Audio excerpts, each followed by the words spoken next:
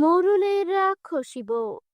এই তো, এই অসময় তুই আমাদের ডেকেছিস কেন? তোর কি মরণের ভয় নেই?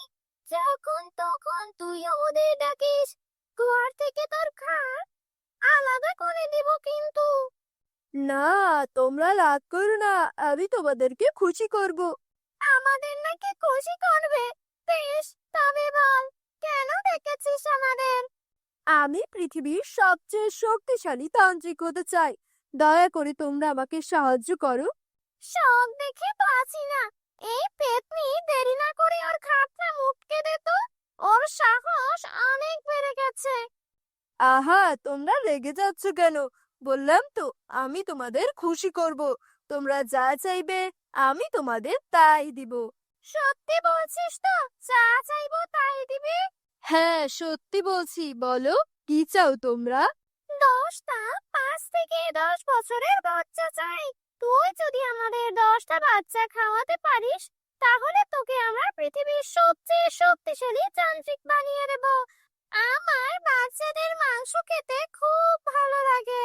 বেশ, তাই হবে। যত তাড়াতাড়ি পারি আমি সেই ব্যবস্থা করব। তোমরা তাহলে এখন এসো, আমি ব্যবস্থা করে তোমাদের ডাকবো। গিন্নি, কলসি হাতে তুমি চললে কোথায়? কুয়া থেকে পানি আনতে যাচ্ছি। সে কি কথা! আবার লেটেল থাকতে তুমি পানি হাতে যাবে কেন? পানি আনা তো অজুহাত মাত্র। আসলে সকালে কুয়ার ধারে গ্রামের সবাইকে আমার ক্ষমতা দেখাতে চাই। বুঝতে পেরেছি, তুমি যে গ্রামের মোড়লের বউ তাই দেখাতে চাও। হ্যাঁ, আমি আসি। এই লেটেল, হিসাবগুলো নিয়ে আয়। এত বড় একটা গ্রাম, কিন্তু একটা মাত্র কুয়া। সকাল সকাল পানি নিতে এলেও বেলা গড়িয়ে যায়। সে কথা ঠিকই বলেছেন ভাবি। এত সকাল সকাল পানি নিতে আসি, তবুও দেখি লম্বা লাইন পড়ে গেছে। কে জানে কখন আমাদের সময় আসবে। ওদিকে বাড়ির সব কাজ ফেলে রেখে এসেছি। বাড়ি গিয়ে সকালের কাজ শেষ করতেই দুপুর হয়ে যায়। এই, সবাই সরে যাও, আমি পানি নেব। এই যে মহিলা এসেছে একজন, গ্রামের মোড়লের বউ হয়ে যেন সকলের মাথায় একদম কিনে নিয়েছে। সেই কোন সকালে এসে দাঁড়িয়ে আছি আমরা, পানি নিতে পারছি না, আর উনি সবার শেষে এসে কিনা এখন সবার আগে পানি নেবেন। হ্যাঁ, মোরলের বউ হয়ে মাথা কিনে নিয়েছি। ক্ষমতা থাকলে তোমরাও কিনে দেখাও। এই সরো সবাই। দেখলে ভাবি, প্রতিদিন এসে এভাবে পানি নিয়ে চলে যায় আর তামাক দেখিয়ে যায়। সে তো দেখবই, ফকিরের ঘর থেকে গিয়ে মোড়লের ঘরে উঠেছে কিনা। ভালো বাড়ির মেয়ে হলে আর এমন করতো না। চলো, আমরা পানি নিয়ে বাড়ি চলে যাই, অনেক কাজ পড়ে আছে। পরের দিন সকালে সবাই আবারও কুয়ার ধারে লাইন করে দাঁড়িয়ে আছে। এমন সময় মোরলের বউ আসে। ওই দেখ, চলে এসেছে মোরলের বউ। আমাকে দেখে মুখ কালো বানানো। দাঁড়াও, দেখাচ্ছি মজা। এই বলে মোরলের বউ ওই মহিলার গায়ে ধাক্কা লাগিয়ে চলে যায়। আহ, চোখে দেখতে পান না নাকি? এভাবে কেউ কাউকে ধাক্কা দেয়? মোরলের বউকে দেখে সম্মান করে সরে না দাঁড়ালে এভাবে ধাক্কাই খেতে হয়। তার চেয়ে বড় কথা, তোদের মতো গরিবদের তো এটার জন্য খুশি হওয়া দরকার যে মোরলের বউ তোদের গায়ে ধাক্কা দিয়েছে। শোন, এখন আমাকে পানি নিতে দে। দেখলে ভাবি, আজও এসে আগে আগে পানি নিয়ে চলে গেল, আবার অপমানও করলো। একে আর ছাড়া যাবে না। আচ্ছা, মোড়ল তো বিয়ে করেছে, অনেক দিন হয়েছে, কিন্তু ওদের এখনো বাচ্চা হলো না। এটা তো তুমি ঠিক বলেছ, এই কথা তো আমার মাথায় আসেনি। কাল আবারও আসতে দাও, ওকে তারপর মজা বোঝাবো। কি বউ, এমন নাকি ফুঁসতে ফুঁসতে বাড়ি ফিরলে যে? কি হয়েছে তোমার? তার রাগ দেখাবো না? ওই মোড়লের বউ প্রতিদিন পরে এসে আগে পানি নিয়ে যায়। আজকে আবার গায়ে ধাক্কা দিয়েছে, সাথে অপমানও করেছে।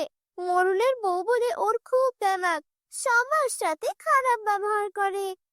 ওসব মানুষের ব্যবহারে কষ্ট পেও না, আল্লাহ ওদের বিচার করবেন। এই তান্ত্রিক, তুই আমাদের আশা দিয়েছিলি ছোট্ট বাচ্চা খাওয়াবি, এখনো তোর কোনো খবর নেই কেন? আমি চেষ্টা করছি, ব্যবস্থা করতে পারলেই তোমাদের ডাকবো। মনে রাখিস, বাচ্চা না পেলে তোকে চিবিয়ে বলে শাকচুন্নি সেখান থেকে চলে যায়। খুব তাড়াতাড়ি আমাকে একটা ব্যবস্থা করতেই হবে, না হলে ওরা আমাকে ছাড়বে না। ভাবি, আমরা তো অনেক কিছু পরিকল্পনা করে এসেছি, কিন্তু মোড়লের বউয়ের তো আজ দেখাই পাচ্ছি না। আর একটু অপেক্ষা করো, ঠিক চলে আসবে। মানুষকে চালানোর বিষয়ে সে পিছিয়ে থাকবে না। কাল ওদের চালিয়ে বেশ মজা পেয়েছি, আজকে আরো একটু চালিয়ে আসি। মোরলের বউকে দেখে হিংসা করার শখ মিটিয়ে দেব। ওই দেখ, বলতে বলতে চলে এসেছে। আজ ও বুঝবে মজা। আমাদের অপমান করার শখ আজ ওকে আমি মিটিয়ে দেব। দাঁড়াও, আমি বলেছি ওকে শুনিয়ে। আচ্ছা ভাবি, একটা কথা বলো তো, আমাদের বরের আগে তো গায়ের মোড়ল মশাই বিয়ে করেছেন। আমাদের তো ছেলে মেয়ে হয়ে তারা বড়ও হয়ে গিয়েছে, কিন্তু মোড়লের তো এখনো একটা ছেলে মেয়েও হলো না। সেটাই তো, মোড়ল কি তবে আরো বুড়ো বয়সে ভাব ডাক শুনবে, নাকি এ জীবনে শুনবেই না? শুনবে শুনবে, আরো একটা বিয়ে করলেই শুনবে। এই সব শুনে মোড়লের বউ সেখান থেকে চলে যেতে থাকে। এ কি, মোড়লের বউ পালাচ্ছে কেন? মোড়লের বউ পানি না নিয়েই পালাচ্ছ কেন? পানি নিয়ে যাও, উচিত শিক্ষা হয়েছে। আজ চল, আমরা পানি নিয়ে বাড়ি যাই। বন্ধুরা, তোমরা যারা যারা গল্পটি দেখছো তোমাদের নাম কমেন্টে লিখে জানাও। আমরা নেক্সট গল্প তোমাদের নাম দিয়ে বানাবো। গিন্নি, কি হয়েছে তোমার? এভাবে কাঁদতে কাঁদতে কোথা থেকে এলে তুমি? কি হয়েছে তোমার? আমাকে বলো। আমাদের যে সন্তান নেই, সেটা নিয়ে গ্রামের সবাই আমাকে কথা শোনাচ্ছে। তুমি এত মন খারাপ করো না গিন্নি। আমরা তো ডাক্তার দেখাচ্ছি, খুব তাড়াতাড়ি আমাদের সন্তান হবে। তুমি ওসব নিয়ে কোনো চিন্তা করো না। তুমি আমাকে আর মিথ্যা সান্ত্বনা দিও না। ওরা বলছে তুমি আরেকটা বিয়ে করলে তবেই নাকি তোমার সন্তান হবে। ওসব তোমাকে রাগানোর জন্য বলেছে। তুমি ওদের কথায় কান দিও না। আমি তোমাকে দরকার হলে শহরে নিয়ে যাব, সেখানে সবচেয়ে বড় ডাক্তার দেখাবো। মোড়ল মশাই যদি অভয় দেন, তো আমি আপনাকে একটা কথা বলতে চাই। কি কথা বলো? আপনি তো জানেন গিন্নির সন্তান হবে না। কতই তো চিকিৎসা করালেন, আর আপনারও তো বয়স বাড়ছে। আর তার চেয়ে ভালো সময় থাকতে আপনি আরেকটা বিয়ে করে নিন। তুই আমার অনেক কাছের মানুষ, তাই এ কথা শুনেও আমি তোকে কিছু বললাম না। কিন্তু আর কোনোদিনও যদি এমন কথা উচ্চারণ করিস, তবে আমি তোকে দেখে নেব। আমার গিন্নিকে আমি অনেক ভালোবাসি। মাফ করবেন মোড়ল মশাই। পরদিন সকালে গ্রামের মহিলারা আবার পানি আনতে যাচ্ছে। কাল মোড়লের বউকে অপমানের শোধ দিতে পেরে খুব মজা লেগেছে। যদি আজ আবার আসে তবে আজকেও তাকে অপমান করব। ঠিক আছে, চলো। কই, সে তো আর এলো না। কাজ অপমান হয়েছে, আসবে কি করে? তা যা বলেছ, তবে সে না আসলেও আমরা যাব। তারপর তারা দুইজন মিলে মোড়লের বাড়িতে যায়। এ কি, আমার বাড়িতে তোমাদের কি চাই? কালকের ব্যবহারের জন্য ক্ষমা চাইতে এসেছি নিশ্চয়ই। ক্ষমা চাইতে কেন আসবো? আমরা কি ভুল কিছু বলেছি? আমরা তো এসেছি আপনাকে দেখতে। এসে মোড়লের বউ প্রতিদিন আসে, সে আজ এলো না, কিছু হলো কিনা তাই দেখতে এলাম। আমি তো ভাবলাম একদিনে আবার মা হয়ে গেল কিনা, তা আসি। আপনি তো দেখি ঠিকই আছেন। এই চল। গিন্নি, ওরা এসেছিল কেন? আর তুমি এভাবে কাঁদছো কেন? ওরা কাল ওখানে অপমান করেও থামেনি, আজ বাড়িতে এসে আবারও আমাকে অপমান করে গেছে। এই অপমান আমি আর সহ্য করতে পারছি না। তুমি কিছু কর, না হলে আমাকে আর বাঁচাতে পারবে না। ঠিক আছে, দেখি কি করা যায়। তুমি ঘরে যাও। তারপর মোড়ল মন খারাপ করে বসে থাকে। তখন লেঠেল বলে, মোড়ল মশাই, আমি একজন তান্ত্রিকের খোঁজ জানি, অনেক বড় তান্ত্রিক। অনেক অসাধ্য সে সাধন করতে জানে। আপনি একবার গিন্নিমাকে নিয়ে তার সাথে দেখা করে আসুন। ঠিক আছে, তবে তাই করব। কালই সেখানে যাব আমরা। গিন্নি, তুমি আর কেঁদো না, আমরা কাল তান্ত্রিকের কাছে যাব। দেখবে আমাদের সব সমস্যার সমাধান হয়ে যাবে। পরদিন ভোরবেলা মোড়ল তার বউকে নিয়ে তান্ত্রিকের কাছে যায়। বল, কি সমস্যা তোদের? আমাদের বিয়ে হয়েছে অনেক বছর, কিন্তু আমাদের কোনো সন্তান হয় না। আমরা একটা সন্তান চাই। হ্যাঁ বাবা, দয়া করুন, আমাদের একটা সন্তান চাই। সন্তান তো হবে, কিন্তু তার জন্য কঠোর এক পথ পাড়ি দিতে হবে, যা তোরা পারবি না। আমরা পারবো, যত কঠিন পথ হোক না কেন। আপনি বলুন আমাদের কি করতে হবে। আমার কাছে এক শাকচুন্নি আর এক পেত্নী আছে। তোদের দুজনের শরীরে ওদের দুজনের জায়গা দিতে হবে। ওরা 1 বছর তোদের শরীরে থাকবে আর ওদের পছন্দের খাবার খাবে। বেশ, তবে তাই হবে। আপনি তাই করুন, আমাদের কোনো আপত্তি নেই। বেশ, আমি তাহলে ওদের ডাকছি। তবে মনে রাখিস, ওরা যা খেতে চাইবে তাই খাবে। তাই তোদের অসুবিধা হলেও আমার আর কিছুই করার থাকবে না। আমি কিন্তু আর ওদের ফেরাতে পারবো না। আমরা চলে এসেছি। বেশ, তাহলে এবার ওদের শরীরে মিশে যা। তারপর শাকচুন্নি আর পেতনি ওদের দুজনের শরীরে মিশে যায়। তারপর তারা নিজেদের গ্রামের দিকে রওনা হয়। সন্ধ্যা নেমে এসেছে। এমন সময় রাজু মাঠে খেলা করছিল। রাজু, অনেক খেলা হয়েছে আজ, ঘরে যা। এমন ভর সন্ধ্যা করে কেউ খেলে না, ঘরে আয় বাবা। আর একটু খেলেই আসছি, মাঠে এখনো অনেকটা আলো আছে। তুমি বাড়ি যাও, আর একটু পরেই আমি চলে আসবো। ঠিক আছে, গেলাম আমি। আজকে একটা বাচ্চা ধরতে পারলে বেশ হতো। অনেক দিন মাংস খাই না। ওই তো, ওই ছেলেটা বেশ মোটা আছে, শরীরে বেশ ভালো পরিমাণ মাংস আর রক্তও আছে মনে হচ্ছে। পেতনি তখন রাজুকে ডেকে বলে, এই যে খোকা, শোন, তোর বাবা ওদিকে রয়েছে, তোকে এখনই যেতে বলেছে, চল আমার সাথে। ঠিক আছে, চলুন। আচ্ছা, আপনি আমাকে কোথায় নিয়ে যাচ্ছেন? আমার বাবা কোথায়? অনেক বেশি কথা বলছিস তুই। তোর রক্ত দিয়ে তৃষ্ণা মিটিয়ে নে, তাহলে আর কোনো কথা বলতে পারবি না। তারপর পেতনি রাজুকে মেরে ওর রক্ত খেয়ে ফেলে। তারপর শাকচুন্নি কাশে নিয়ে যায়। এই দেখ, শাকচুন্নি এটা ধরে নিয়ে এসেছি। তা এমন অজ্ঞান হয়ে আছে কেন? অনেক বেশি কথা বলছিল, তাই ওর রক্ত খেয়ে এসেছি। তুই এবার মাংস খেয়ে ফেল। বউ, রাজু কোথায়? এখনো মাঠ থেকে বাড়ি আসেনি। আমি ডাকতে গিয়েছিলাম, বললো একটু পর আসি। ছেলেটা দিন দিন খুব দুষ্ট হয়ে যাচ্ছে। তুমি কি ওকে একটু নিয়ে এসো। ঠিক আছে। এ কি, মাঠে তো কেউ নেই, বাড়িতেও রাজু নেই, তাহলে গেল কোথায়? এদিক ওদিক একটু দেখি। রাজু, রাজু, ওই রাজু। না, কোথাও তো দেখতে পারছি না। নাকি আমি আস্তে আস্তে ও বাড়ি চলে গেছে। দেখি তো। তুমি চলে এলে, রাজু কোথায়? সে কি, ও আসেনি? না, তুমি ওকে খুঁজে পাওনি? মাঠে তো কেউ নেই, আমি এদিক ওদিক অনেক খুঁজে দেখেছি, কিন্তু কোথাও পেলাম না। কি বলছো এসব? আমার ছেলে কোথায় গেল? একটু আগেই তো আমি নিজেকে কে ওকে দেখে এলাম। আমি কেন ওকে সাথে নিয়ে এলাম না? এই বলে রাজুর মা কাঁদতে থাকে। এভাবে কেঁদো না বউ। কোথায় আর যাবে, ও নিশ্চয়ই আশেপাশের কোথাও আছে। সবাই মিলে খুঁজে নিয়ে আসবো ওকে, তুমি কোনো চিন্তাই করো না। আজে কাজে আসতে বেশ দেরি হয়ে গেল। মোড়ল মশাই যে কি বলবে কে জানে। এক কাজ করি, বাড়ির সামনে দিয়ে না গিয়ে আমি বরং বাড়ির পেছন দিয়ে ঢুকি। তারপর মোড়ল মশাই সামনে পড়লে বলবো অনেকক্ষণ এসেছি, বাড়ির পেছনে দিয়ে কাজ করছিলাম। আর যদি না পারে তবে কিছুই বলবো না। এই বলে সে মোড়লের বাড়ির পেছন দিয়ে যাচ্ছিল। এমন সময় সে দেখে, এই কি, বাড়ির পেছনে এসব কিসের হাড় পড়ে আছে?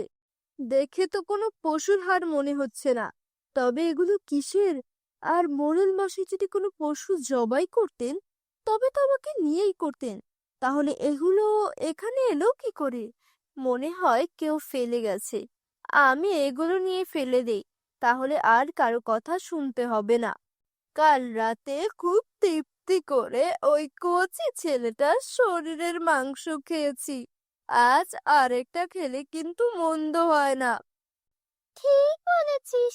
আর ওই কচি ছেলের রক্ত খেয়ে আমার আরো রক্ত খেতে ইচ্ছে করছে। এখন এসব কথা আর বলতে হবে না, দেয়ালেরও কার আছে। সে কখন এসেছি, মোড়ল মশাইয়ের কোনো কোনো খবরই তো নেই। অন্যদিন হলে তো এত বেলায় কাজ করিয়ে অস্থির করে ফেলতো। আজ তার কোনো পাত্তাই পাওয়া যাচ্ছে না। কিরে, একা একা কি বিড়বিড় করছিস? ও কিছু না, চলুন মোড়ল মশাই, আজ তো তালুকদারের কাছে যাওয়ার কথা। তুই যা, আমার শরীর তেমন ভালো লাগছে না। আজ মোড়লের হঠাৎ কি হলো কিছুই বুঝতে পারছি না। ওনার অনেক বেশি শরীর খারাপ থাকলেও এমন করেন না। আর আজকে তো দেখতে তেমন অসুস্থও মনে হলো না, বরং আরো বেশি সুস্থ লাগছিল। তাও কেন এমন করলেন কিছুতেই বুঝতে পারছি না। সে যাই হোক, আমি আমার কাজ করি। মন খারাপ থাকার কারণে এমন হতে পারে। আমার কেন যেন মনে হচ্ছে মোড়লের বাড়ির পেছনেই হাড়ের সাথে এই বাচ্চাগুলো হারিয়ে যাওয়ার একটা সম্পর্ক আছে। দুদিন দুটো বাচ্চা হারিয়ে গেল, আর সে দুদিনেই মোড়লের বাড়ির পিছনে আমি হাড় পেলাম। হাড়গুলো দেখেও আমার বেশ সন্দেহ হয়েছিল। এটা আর এড়িয়ে গেলে হবে না। আমি গিয়ে সবার সাথে একটু কথা বলি। কিছু হলে পরে নিজেকে ক্ষমা করতে পারবো না। চাকরির ভয়ে গ্রামের মানুষের এত বড় ক্ষতি আমি হতে দিতে পারি কি করে? এই গ্রামে এসব কি হচ্ছে? আমি কি করে আমার ছেলেকে ভুলে থাকবো? আমাদের আর এভাবে বসে থাকলে চলবে না। কিছু একটা করতেই হবে। 3টা বাচ্চা নিখোঁজ। তারা কোথায় আছে, কেমন আছে, বেঁচে আছে কিনা কিছুই জানি না আমরা। এমন সময় লেঠেল দৌড়ে আসে। কিরে, তুই এভাবে হাঁপাতে হাঁপাতে আসছিস কেন? স্থির হ। তালুকদারের ছেলে নিখোঁজ হওয়ার কথা শুনে আমার মাথা আর কাজ করছে না। আমি তোমাদের একটা কথা বলতে চাই। আমার মনে হচ্ছে এসবের সাথে মোড়ল জড়িত। কি বলছিস এসব? হ্যাঁ, ঠিকই বলছি আমি। 2 দিন দুটো বাচ্চা নিখোঁজ হয়েছে, আর এই 2 দিনেই আমি মোড়লের ঘরের পিছনে অনেক হার পেয়েছি। সেই সাথে আমি মোড়লের অনেক পরিবর্তন খেয়াল করেছি। বলিস কি? এখনই চলো, সবাই দেখি কি অবস্থা। সবাই তখন মোড়লের বাড়ির পেছনে যায়। আরে সত্যি তো, আজও এখানে হার পড়ে আছে। তার মানে এদের সন্তান নাই বলে গ্রামের সবার সন্তান খাওয়া শুরু করেছে। চলো, আজ ওদের ছাড়বো না। তখন সবাই মিলে মোড়ল আর তার বউকে ধরে। এই গ্রামে তোদের কোনো জায়গা হবে না। বেরিয়ে যা তোরা। আর যদি কোনোদিন এই গ্রামে তোদের দেখি তাহলে সেদিন তোদের মেরে ফেলবো। আমরা তো বুঝতে পারছি, কিন্তু আমাদের সাথে শাকচুনি আর পেতনি আছে। ওরা এই কাজগুলো করেছে। তাহলে এবার আমরা কি করব? তান্ত্রিকের কাছে চলো, দেখি কোনো উপায় করা যায় কিনা। কিরে, তোরা এখনো এসেছিস কেন? তোদের তো 1 বছর পর আসার কথা। বাবা, আপনার শাকচুলি আর পেতনি 3জন বাচ্চাকে খেয়ে ফেলেছে। আর গ্রামের লোকেরা আমাদের মেরে গ্রাম থেকে তাড়িয়ে দিয়েছে। আমাদের সন্তান চাই না। আপনি ওদের ফিরিয়ে নিন। না না না, তা হবে না। না না, তা হবে না। আমি তো আগেই বলেছিলাম, একবার দিয়ে দিলে আর সম্ভব না। এখন উপায় কি আমাদের? তান্ত্রিক তো কোনো উপায় বলে দিল না। এবার তাহলে আমাদের কি হবে? আমরা যেখানেই থাকি ওরা আমাদের দিয়ে মানুষ মারবে। নিজেদের সন্তানের লোভে আমরা অনেক বড় ভুল সিদ্ধান্ত দিয়ে ফেলেছি। তাই এর মাসুল এখন আমাদের দিতে হবে। কি বলছো তুমি? এসব আমরা কি করব তাহলে? এখন শাকচুনি আর পেতনিকে বলবো আমাদের খেয়ে ফেলতে। তাহলে ওরা আমাদের ব্যবহার করে মানুষের ক্ষতি করতে পারবে না। আমরা আমাদের লোভের মাসুল দেব। তুমি আমার জন্য জীবনে অনেক কিছু করেছো, তাই তুমি যা বলছো তাই হবে। এখন সন্ধ্যা নেমে এসেছে, চলো লুকিয়ে আমাদের বাড়িতে যাই। জীবনের শেষ নিঃশ্বাস ওখানেই ত্যাগ করব। কি রে, তোরা আমাদের ডেকেছিস কেন? আমরা চাই তোমরা আমাদের দুজনকে খেয়ে তারপর অন্যদের খাও। বলিস কি? তাহলে আর দেরি কেন? চল শাকচুন্নি, আর দেরি না করে ওদের খেয়ে নেই। কচি মাংস খেয়ে খেয়ে মুখ পাঞ্চি হয়ে গেছে। হ্যাঁ, তাই কর, দুটোকে একবারে খেয়ে নেব। তারপর তারা মোড়ল আর তার বউকে খেয়ে ফেলে। এই হুজুকের মাথায় আমরা এটা কি করলাম? ওরা তো আমাদের বোকা বানিয়ে দিল। কি বলছিস? বোকা বানানো কি করে? আরে ওরা তো মরে গেলে এখন আমরা বাকি গুলো কান খাড়ে ভর করে খাবো। তো কি হয়েছে, ওই তান্ত্রিককেও আমরা খেয়ে নেব। তাহলে আমাদের কাছে আর কোনো শক্তি চাইতে পারবে না। কিরে তোরা, এখন এখানে কেন? আমরা এখন তোকেও খাবো, ওদেরও খেয়েছি। আমি কি করলাম? আমার লোভে এতগুলো প্রাণ চলে গেল। আমি শক্তিশালী না হতে চাইলে এত জীবন চলে যেত না। আর আমারও আজ এভাবে প্রাণ হারাতে হতো না। এজন্যই বলে, লোভে পাপ, পাপে মৃত্যু। বন্ধুরা, তোমরা যারা যারা গল্পটি দেখছো তোমাদের নাম কমেন্ট বক্সে কমেন্ট করে জানাও, কারণ তোমাদের নাম দিয়ে তৈরি হবে আমাদের পরবর্তী কার্টুন ভিডিও। ভিডিওটি ভালো লেগে থাকলে চ্যানেলটি সাবস্ক্রাইব করে দিও।